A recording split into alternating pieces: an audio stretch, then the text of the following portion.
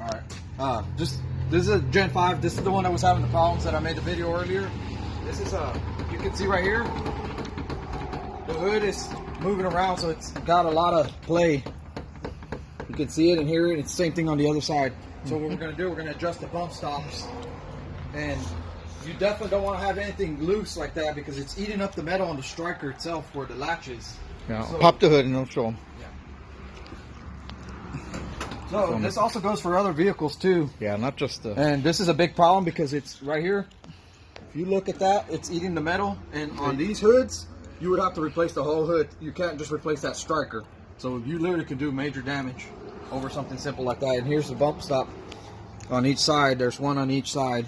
And we're going to adjust them up higher, just enough to have that tightening play so it won't be playing like that around and moving around. So we'll make another video of it once we do that.